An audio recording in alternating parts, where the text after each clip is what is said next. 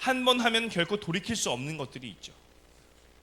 그렇기 때문에 우리는 선택의 기로에 놓였을 때 바른 선택을 해야 하는 것입니다. 오늘 저는 성경에 나타난 몇 가지 이야기들을 통해서 하나님의 길을 선택하는 것이 얼마나 중요한지, 그리고 그러한 길을 선택했을 때 우리에게 어떠한 축복들이 주어지는지 함께 살펴보고자 합니다. 하나님께서는 우리 모두에게 우리 무엇을 주셨다고 했어요? 하나님께서 자유의지를 주셨습니다. 자유라는 것은 특별히 어떤 것에 대하여 내가 원하는 대로 선택할 수 있는 권리를 말하는 것이죠.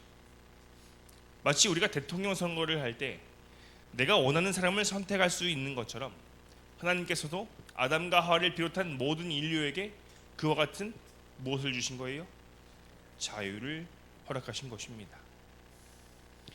창세기 2장 16절부터 17절을 보시면 이런 말씀이 있습니다. 어제 봤던 말씀이죠. 여호와 하나님이 그 사람에게 명하여 가라사대 동산 각종 나무의 실과는 내가 임으로 먹되 선악을 알게 하는 나무의 실과는 먹지 말라. 내가 먹는 날에는 정녕 죽으리라 하시니라.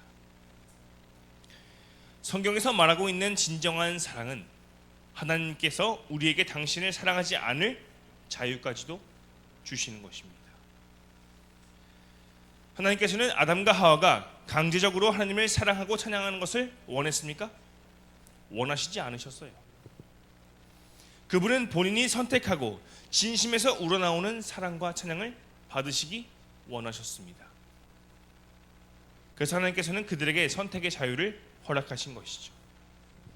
뿐만 아니라 하나님께서 인간에게 자유를 허락하셨다는 것은 하나님께서 창조하신 사람 자체가 완전한 존재라는 증거입니다. 우리 여기 어린아이들이 있죠. 우리는 어린아이들에게 투표권을 줍니까? 왜냐하면 그들은 아직 한 나라의 지도자를 선택할 만한 충분한 지력과 판단력이 없다고 생각하기 때문이죠. 아이들이 크고 어느 정도 세상이 돌아가는 것과 오늘날 우리나라가 가장 필요로 하는 지도자가 어떤 사람인지를 생각할 수 있는 나이가 되었을 때, 다시 말하면 충분히 스스로 지도자를 선택할 만한 존재가 되었을 때에 우리는 그들에게 투표할 수 있는 권리를 주는 것입니다. 이처럼 하나님께서 우리에게 선택권을 주셨다는 것은 하나님께서 우리 각 개인을 선택할 수 있는 완전한 존재로 만드셨고, 또 그렇게 하나님께서는 우리를 인정해 주신다는 증거가 되는 것입니다. 결국 하나님께서 주신 선택의 자유는 하나님의 사랑이 완전하다는 증거이자 또한 우리가 완전한 존재로 창조되었다는 것의 증거가 되는 것입니다. 여러분, 생명책이 성경 어디에 등장하는지 아십니까? 계시록 20장 15절에 있습니다. 누구든지 생명책에 기록되지 못한 자는 어디에 던진다고 했어요? 네, 불못에 던지운다라고 말하고 있습니다. 생명책은 의인들의 이름이 등재되어 있는 등록부 또는 하늘의 기록책이라는 개념이 들어있는데, 이와 같은 표현은 구약과 신약 모두에 등장합니다. 우리 창세기 3장에서 아담과 하와가 이 선택의 기로에 서 있는 모습을 우리가 지금 볼 수 있는 거예요. 창세기 3장 1절부터 3절을 보시면 여호와 하나님이 지으신 들짐승 중에 뱀이 가장 간교하더라. 뱀이 여자에게 물어 가로되 하나님이 참으로 너희더러 동산 모든 나무의 실과를 먹지 말라 하시더냐. 여자가 뱀에게 말하되 동산 나무의 실과를 우리가 먹을 수 있으나 동산 중앙에 있는 나무의 실과는 하나님의 말씀에 너희는 먹지도 말고 만지지도 말라. 너희가 죽을까 하노라 하셨느니라. 이어서 부조 선지자에 나와 있는 설명을 보면은 천사들이 여러 번 하와에게 남편을 떠나서 홀로 있지 말라는 교훈을 분명히 주었다고 계속 말하고 있습니다. 하지만 그녀는 천사들의 경고를 잊은 채 호기심을 가지고 무엇을 바라본 거예요? 선악과를 바라보았고, 그 결과 사단은 이 때를 놓칩니까? 놓치지 않습니까? 놓치지 않고 그녀를 유혹한 것입니다. 사실 뱀이 입을 열어 말하는 것을 보았을 때 그녀는 그곳을 떠나 누구에게로 갈 수 있었어요? 다시 아담에게 갈 수 있었어요.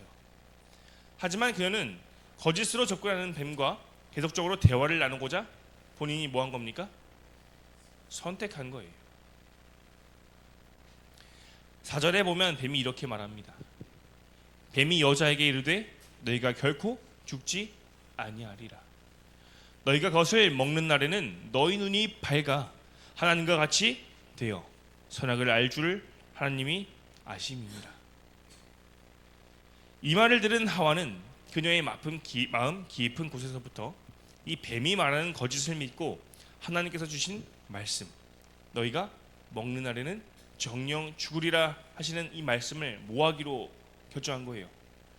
버려버리기로 결정한 것입니다.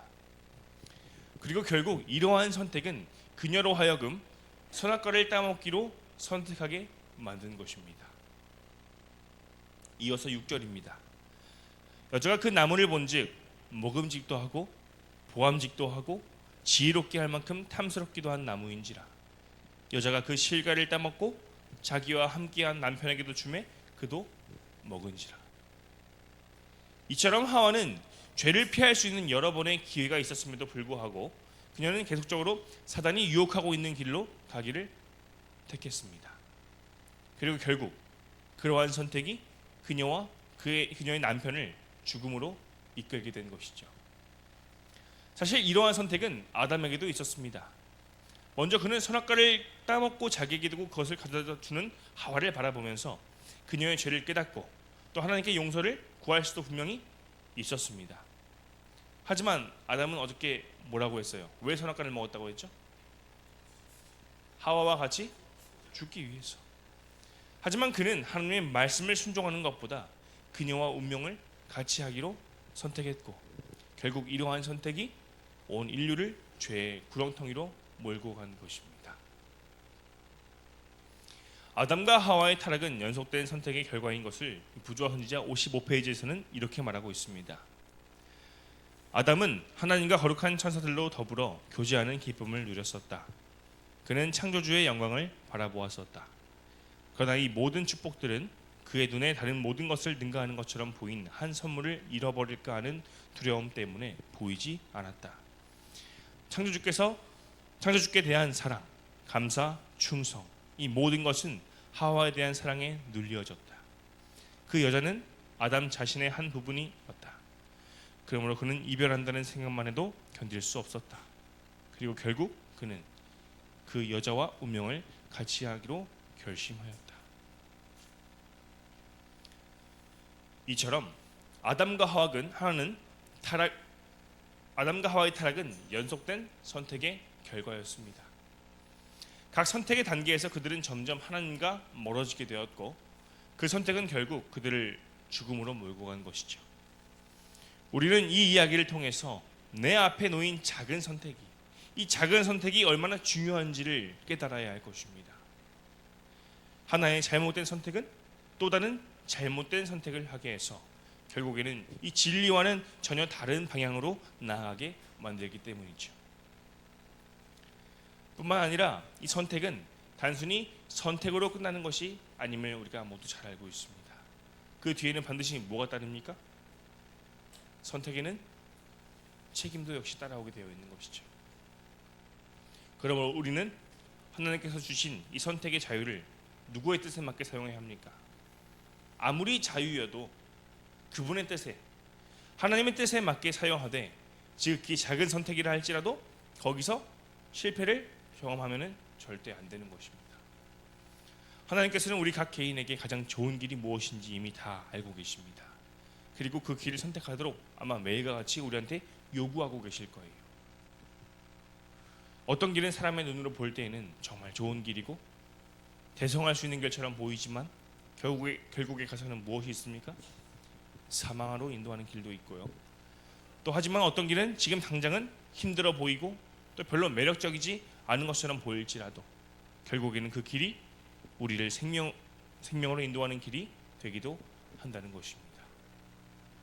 그러므로 사람의 부족한 판단에 의해서 삶을 선택하는 것이 아니라 모든 지각에 뛰어나신 하나님께서 인도하시고 가르쳐 주시는 길로 따라간다면은 그 결국에는 영광스러운 상급이 우리를 기다리고 있을 것입니다.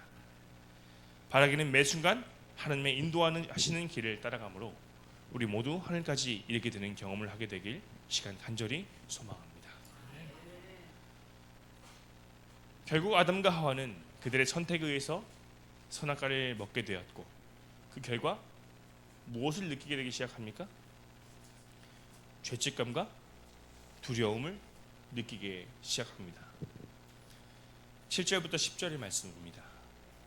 이에 그들의 눈이 밝아 자기들의 몸이 벗은 줄을 알고 무화과 나무 잎을 엮어 치마를 하였더라.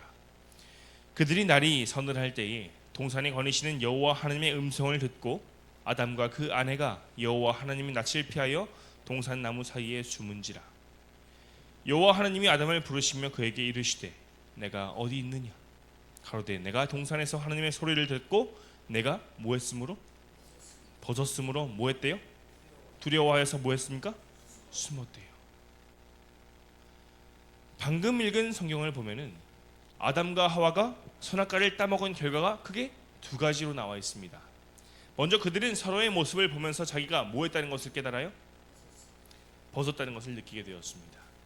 다시 말하면 부끄러움을 느끼게 된 거예요. 사실 이들이 벗은 것은 죄를 지은 후에 그렇게 된 것은 아니었습니다.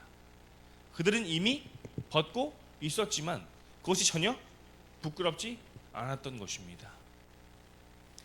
창세기 2장 25절을 보시면은 아담과 그 아내 두 사람이 벌거 벗었으나 부끄러워 아니하니라라고 말하고 있습니다. 그러므로 이들은 이미 벗고 있었지만 그것이 전혀 부끄럽지 않았던 거예요. 이것은 아주 완전한 연합을 말해주는 것입니다. 이들은 비록 둘이었지만 결국은 뭐였어요? 하나였습니다. 하나님께서 둘이 한 몸을 이룰지라고 말씀하신 것은 둘이었지만 결국은 하나라는 말이에요. 그러므로 서로 벗었으나 부끄럽지 않았던 것이죠. 하지만 이들이 죄를 지은 후에는 서로 하나였던 연합이 어떻게 된 겁니까? 지금 깨어져 버리게 된 것입니다. 그리고 결국 이러한 분리는 서로의 벗었음을 부끄럽게 생각하게 만든 것이죠. 그래서 부끄러움을 느낀 그들이 가장 먼저 한 일이 무엇이었습니까? 뭔가 벗었으므로 어떻게 될 것 같아요? 가리는 것이었습니다. 무화과 나무 잎으로 부끄러운 곳을 가리는 것이었어요. 이것이 사람과의 관계에서 나타난 죄의 결과인 것입니다. 그런데 죄는 이렇게 사람과의 관계를 깨뜨렸을 뿐만 아니라 누구와의 관계도 깨뜨렸어요. 지금 하나님과의 관계도 깨뜨려 버린 것입니다. 자, 죄를 짓기 전에 아담과 하와는 하나님과 하나로 연합되어 있었을까요? 아니면 분리되어 있었을까요? 분명히 하나였어요. 하나님 만나는 것이 그들의 최고의 행복이었고 이 땅에서 누리는 아주 최고의 특권이었습니다. 하지만 죄를 짓고 난 후로부터는 하나님과의 관계에서 행복을 느끼는 대신 아까 무엇을 느꼈다고 했어요? 두려움을 느끼기 시작한 것입니다. 그 결과 그들은 하나님의 음성이 들리자 뭐 했습니까? 숨어버렸습니다. 이처럼 죄는 사람과의 관계뿐만 아니라 하나님과의 관계도 깨뜨렸습니다. 온전히 하나였던 이 두 관계가 그들의 잘못된 선택에 의해서 완전히 깨어져 버린 거예요. 그런데 그것뿐만이 아닙니다. 그들은 죄로 인해 자기 자신과의 관계도 깨어지게 되었습니다. 3장 11절을 한번 보시겠습니다. 가라사대 누가 너의 벗었음을 내게 고하였느냐? 내가 너더러 먹지 말라 명한 그 나무 실과를 내가 먹었느냐? 아담이 가로되 하나님이 주셔서 나와 함께 하게 하신 여자 그가 그 나무 실과를 내게 주므로 내가 먹었나이다. 여기서 아담은 아주 매우 의미심장한 말을 합니다. 아담에게 내가 선악과의 나무를 먹었냐라고 묻는 하나님께 뭐라고 말하고 있어요? 지금 하나님이 주셔서 나와 함께 하신 이 여자가 그 과실을 주어서 내가 뭐 했다고 해요? 먹었다라고 말을 합니다. 근데 어저께 우리가 뭐라고 배웠어요? 아담이 왜 먹었다고 했죠? 이 선악과를 함께 죽으려고 먹었다고 했는데 막상 하나님께서 나타나시니까 뭐라고 하고 있는 거예요 지금? 근데 이게 사실 언뜻 보면은 이것은 틀린 말은 아니에요. 실제로 성경은 하와가 그 과실을 누구에게 주었다고 하고 있어요? 네, 아담인 남편에게 주었다고 말하고 있기 때문이죠. 하지만 이 아담의 대답에는 죄의 모든 책임을 하와에게 전가하려는 의도가 숨어져 있습니다. 자, 아무리 하와가 선악과를 준다 할지라도 아담은 그것을 먹지 않기로 분명히 선택할 수 있었을까요? 있었어요. 얼마든지 있었습니다. 그 선택은 온전히 누구의 것이었어요? 자신의 것이었어요. 그럼에도 불구하고 자신의 선택에 대한 책임을 회피하며 오히려 그 책임을 자기가 아주 죽도록 사랑했던 여인에게 떠넘기고 마는 것이죠. 즉, 지금 아담은 뭘 하고 있는 겁니까? 자기 자신을 변명하고 속이고 있는 것입니다. 이처럼 죄는 하나님과 사람과의 관계를 깨뜨릴 뿐만 아니라 자기 자신과의 관계도 완전히 깨뜨려 버리는 것입니다. 이러한 죄의 결과는 오늘날 우리의 삶 속에서도 그대로 나타납니다. 우리는 먼저 좀 죄를 지으면 두려운 마음이 들어요. 제가 어린 시절에 동네에서 친구들과 축구를 하다가 뭐 했겠습니까? 이웃집 유리창을 한번 깬 적이 있습니다. 힘이 좋았나 봐요. 유리창이 약한 걸 수도 있고. 여럿이 축구를 했지만 제가 찬 공이 유리를 깼으니 이 책임이 누구에게 있겠습니까? 하필 제가 찬 공이 깨져가지고 이게 참. 네, 그래서 그날 저녁에 집에 돌아가서 이 사실을 부모님께 말씀을 드려야 하는데 변상을 해주려면 뭐가 필요해요? 돈이 필요하잖아요. 근데 초등학생이 돈이 어디 있겠어요? 근데 어머니의 눈을 못 마주치겠는 거예요. 근데 어머니께서는 평소처럼 행동하시는데 저 혼자 이렇게 지레 겁을 먹고 어머니가 오늘 왜 저러시지? 이 와서 저녁 먹으라는 소리가 왜 이렇게 차갑게 들리지? 혹시 내가 유리창 깬 것을 이미 알고 계신가? 사람이 그래요. 사람은 죄를 지으면요 부모님 뵙기가 두렵고요 선생님 얼굴이 무섭고 경찰차만 보면 아주 깜짝깜짝 놀라는 것입니다. 또 한 사람의 이야기가 있습니다. 이 사람은 한 달 만에 딱지를 몇 개를 뗐어요? 아주 많이 뗐습니다. 주차 딱지 2개, 속도 위반 하나, 신호 위반 하나, 이렇게 여러 가지 딱지를 뗐어요. 이렇게 하고 나니까 이 사람이 경찰차만 보면 아주 어떻겠습니까? 아주 바짝 긴장하는 거예요. 지금은 내가 아무리 잘못한 것이 없다 하더라도 이 경찰차의 불이 번쩍번쩍하면 이 심장이 어떡합니까? 막 벌렁벌렁하는 거예요. 두려움. 이게 죄의 결과인 것입니다. 뿐만 아니라 우리는 죄에 대한 책임을 다른 사람에게 넘기려고 하는 습성이 있습니다. 예전에 식당에서 밥을 먹는데 한 학생이 스프를 뜨다가 이 그릇을 떨어뜨렸나 봐요. 그래서 그 옆에서 식사하던 가족에게 그 스프가 다 튀었습니다. 옷, 머리 할 것 없이 온몸에 스프를 아주 뒤집어 쓴 거예요. 당사자는 아주 지금 당황스럽겠죠. 근데 매니저가 왔습니다. 식당의 매니저가 왔어요. 온몸에 스프를 뒤집어 쓴 가족은 이 매니저에게 갑자기 이렇게 된 것은 이 사람이 아니라 이 식당에 문제가 있는 거라고 하는 거예요. 왜요? 스프를 뜨는 곳 옆에 테이블을 두었으니 식당에서 책임져야 한다는 말인 거예요. 근데 매니저는 그게 왜 우리 책임이냐? 자기가 가다가 떨어뜨렸으니 떨어뜨린 사람에게 책임이 있다라는 것입니다. 근데 떨어뜨린 사람은 찍소리도 못했어. 아직 한마디 미안하단 말도 못했어요. 이러지도 저러지도 못하면서 중간에서 어쩔 줄을 모르고 나중에는 큰 소리까지 오고 하는 것을 본 적이 있었다고 합니다. 이처럼 우리에게는 아담과 하와에게 나타난 죄의 결과들이 고스란히 우리에게 남아 있습니다. 오히려 그것이 시간이 갈수록 더 악화되고 심화되어서 이제는 그런 죄를 짓고도 전혀 부끄럽거나 미안하게 생각하지 않고 오히려 큰 소리치는 경우가 있는 것이죠. 이것이 바로 죄의 결과이자 잘못된 선택의 결과인 것입니다. 이것을 두고 우리는 아까 맨 처음에 제가 무엇을 말씀을 드렸죠? 한 문구를 말씀을 드렸는데, 순간의 선택이 평생을 좌우한다. 순간의 선택이 온 인류의 운명을 좌우한다라고 말할 수 있는 것입니다. 하지만 그 선택이 아담과 하와에서 끝난 것은 아닙니다. 오늘날 우리에게도 무엇이 남아 있습니까? 지금 선택이 남아 있습니다. 매 순간 하나님의 뜻을 선택할 것인지, 아니면 내가 원하는 길을 선택할 것인지, 그것은 바로 누구에게 달려 있습니까? 나 자신에게 달려 있습니다. 우리는 아담과 하와의 이야기를 통해서 한 번의 선택을, 잘못된 선택이 얼마나 무서운 결과를 가져왔는지 지금 기억하고, 또 매 순간 하나님의 뜻을 선택하도록 우리가 분명히 매일의 삶 가운데서 기도해야 할 것입니다. 이것이 바로 우리가 가장 행복할 수 있는 길임을 기억하시고, 매 순간마다 하나님의 뜻을 선택하시는 저와 여러분들이 되시길 이 시간 간절히 소망합니다.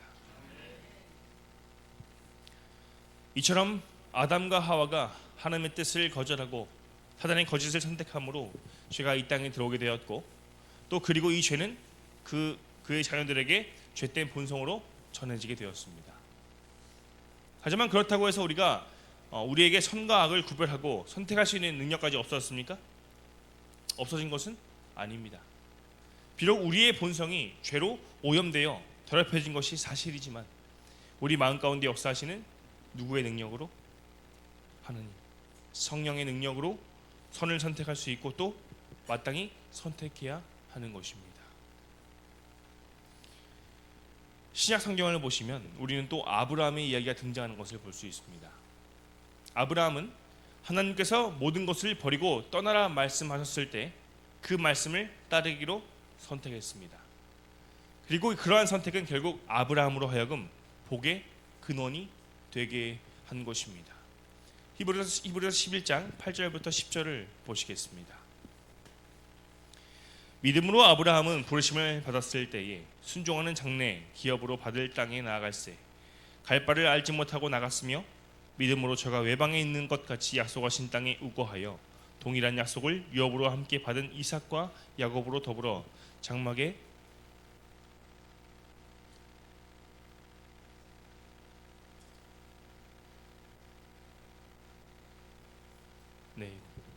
끊어진 것 같습니다. 10절을 보시겠습니다. 이는 하나님의 경영하시고 지으실 터가 있는 성을 바랐음이니라. 아브라함은 그의 마음 가운데서 일어나는 선과 악의 싸움에서 누구의 뜻을 선택했습니까? 하나님의 뜻을 선택하기로 했습니다. 그리고 그러한 선택이 결국 하나님께서 준비해 주신 그 복을 받을 수 있는 결과가 된 것입니다. 하지만 여기서 우리가 기억해야 할 것은, 한 번의 바른 선택이 또는 한 번의 영적 싸움에서의 성공이 그의 평생을 보장합니까? 보장하지 않습니다. 다시 말하면 우리가 지금까지 하나님의 뜻을 선택하며 그 뜻에 순종하는 삶을 살았다고 하더라도 계속해서 우리의 마음을 누구에게로 고정하지 않으면, 하나님께로 고정하지 않으면 또 다른 선택의 문제에서 실패할 수밖에 없다는 것입니다. 우리는 아브라함의 삶을 통해서 이 사실을 분명히 알 수 있어요. 방금 전에도 살펴보았듯이 그는 어디로 가야 할지 알지 못했음에도 불구하고 누구의 뜻에 순종하기로 선택했습니까? 하나님의 뜻에 순종하기로 선택했습니다. 그리고 이러한 선택이 그의 삶을 하늘의 복으로 가득 채웠습니다. 하지만 얼마 지나지 않아 그는 하나님의 뜻보다는 인간의 꾀를 선택하게 되는데요. 그 내용이 창세기 16장에 소개되어 있습니다.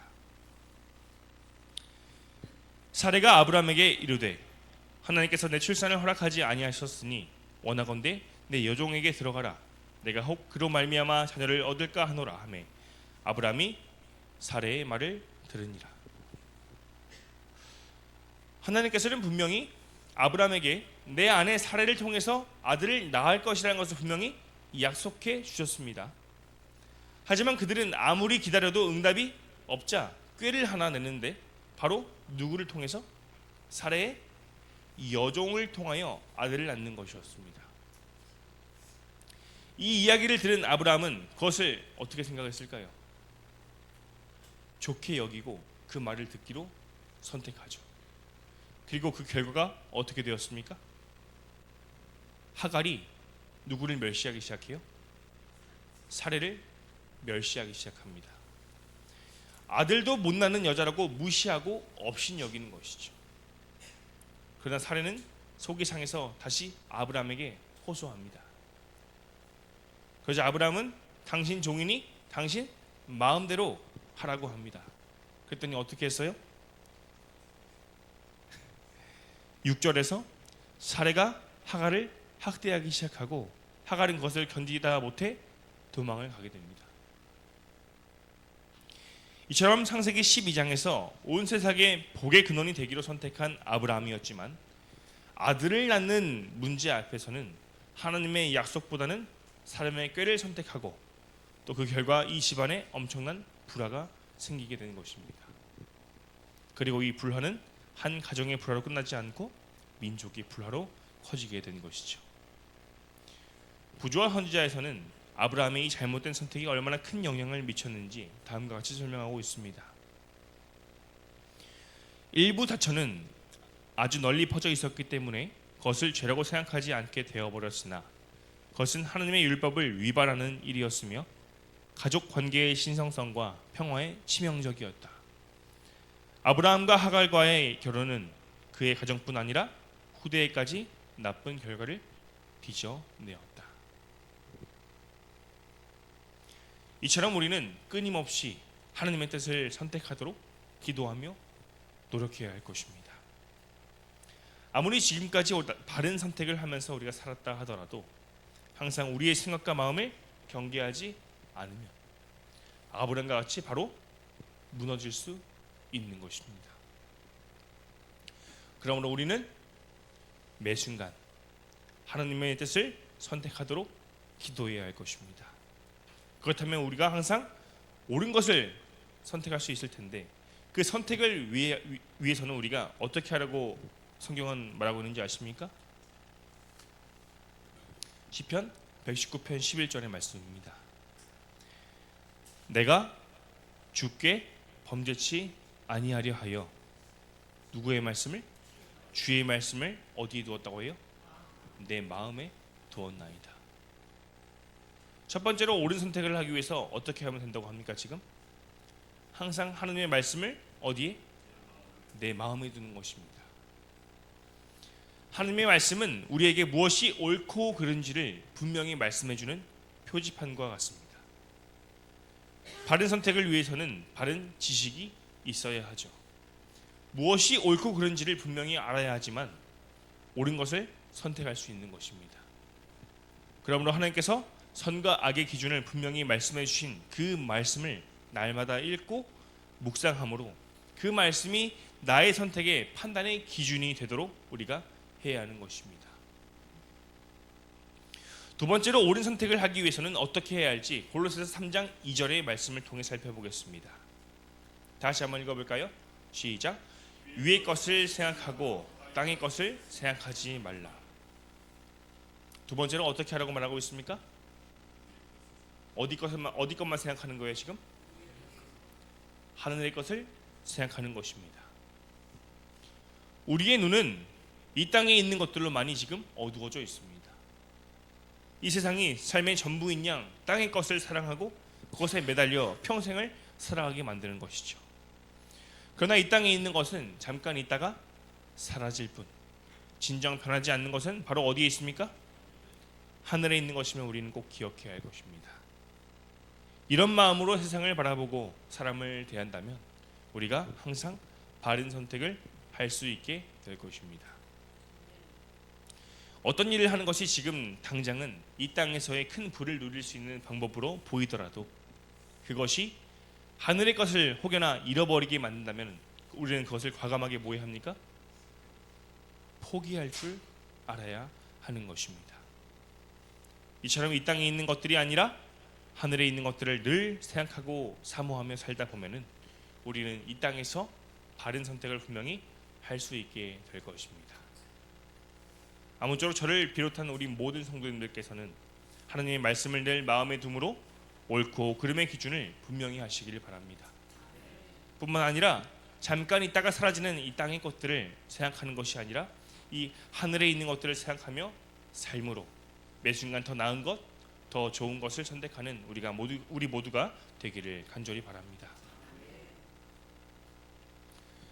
오늘 우리는 나의 선택이 내 삶에 얼마나 큰 영향을 미치는지 살펴보았습니다. 순간의 선택이 나를 영생의 길로 인도하기도 하고 또 영면의 길로 인도하기도 하는 것입니다.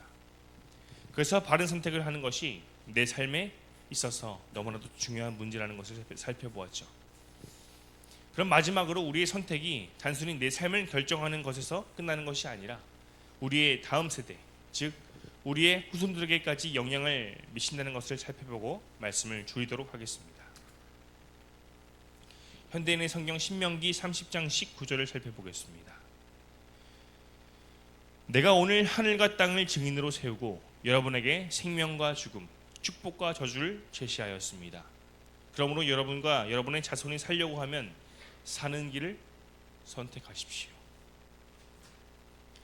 모세는 여기서 우리의 선택이 우리 자신뿐만 아니라 우리의 누구에게도 자손들에게도 엄청난 영향을 끼친다고 말하고 있습니다.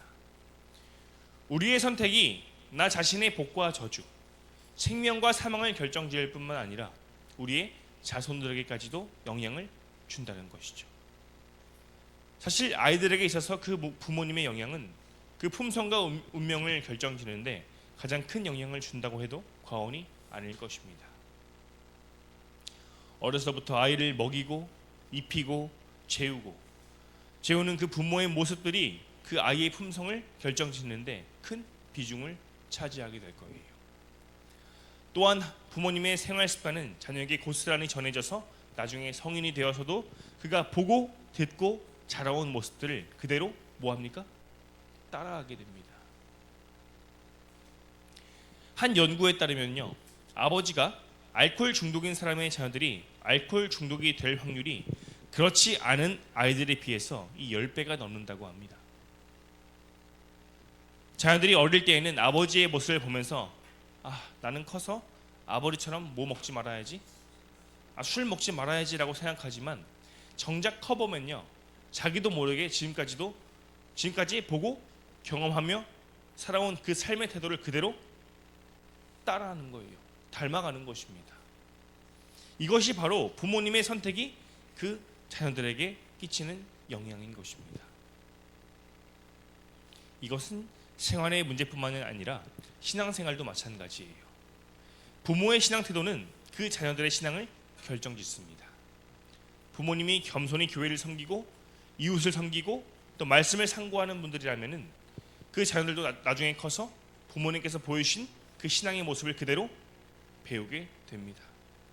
하지만 반대로 부모님이 교회에서 맨날 싸우고 또 불평하고 서로를 비난하는 분이시라면은 그 모습을 보고 자란 자녀들도 역시 그 모습을 그대로 담게 됩니다.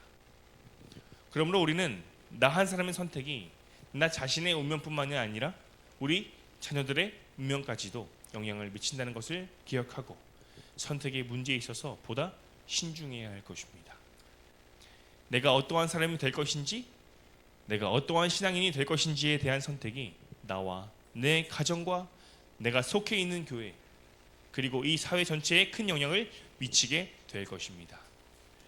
따라서 매사에 책임감을 가지고 항상 바른 길을 선택할 수 있도록 기도하며 준비하시는 저와 성도님들 되시기를 간절히 소망합니다. 우리가 살다 보면은 때로는 내가 선택한 것이 아님에도 불구하고 그것 때문에 힘들고 어려운 경험을 하게 됩니다. 여러분 이분 아시죠?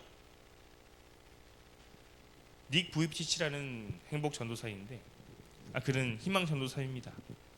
그는 선택할 수 없는 것들을 인하여 좌절하지 않기로 선택했어요. 보면 어때요? 좀 몸이 불편하시죠? 그는 스스로의 힘으로 바꿀 수 없는 것들에 더 이상 연연하지 않기로 선택했습니다. 그리고 오히려 그는 그런 힘든 상황 속에서 자신을 통한 하나님의 뜻을 이루기로 선택한 것입니다. 이러한 선택이 그로 하여금 이 세상 그 어떤 사람보다도 자신의 삶에 만족하고 감사하며 살게 만든 것입니다.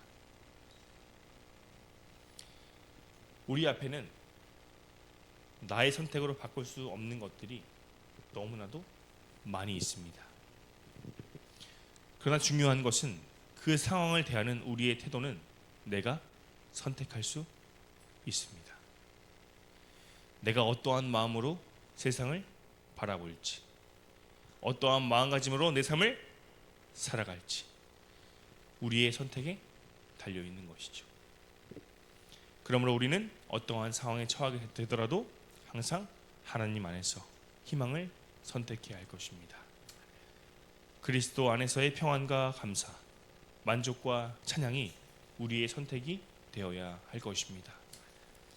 성령님께서는 우리가 바로 그런 선택을 할 수 있도록 우리를 옆에서 끊임없이 도우실 것입니다. 사단이 우리를 아무리 실망시키고 좌절하게 만들고 결국 포기하게 만들려고 할지라도 성령께서 우리 마음 가운데 계시면은 우리는 오히려 고난 가운데서 찬양할 수 있는 것입니다. 내가 내 마음을 사단에게 줄 것인지 아니면 하나님께 드릴 것인지 우리는 선택해야 할 것입니다. 그리고 그 선택이 우리의 운명을 바꾸고 우리의 가정의 운명을 바꾸고 더 나아가 우리 교회와 또 사회의 운명을 바꿀 것입니다. 바라기는 우리 각자가 희망 없는 사람들에게 희망을 주는 사람들이 되었으면 참 좋겠습니다. 여러 힘든 환경 속에서 좌절하고 실망하는 사람에게 희망을 선택할 수 있도록 격려하는 우리 모두가 되었으면 좋겠습니다. 자기 죄로 인하여 괴로워하는 사람들에게 예수 그리스도의 은혜를 선택하게 하고 또 부부간의 갈등으로 혹시나 이혼을 준비하고 있는 사람들에게 그리스도의 용서와 화합을 선택하게 하는 우리가 되었으면 좋겠습니다.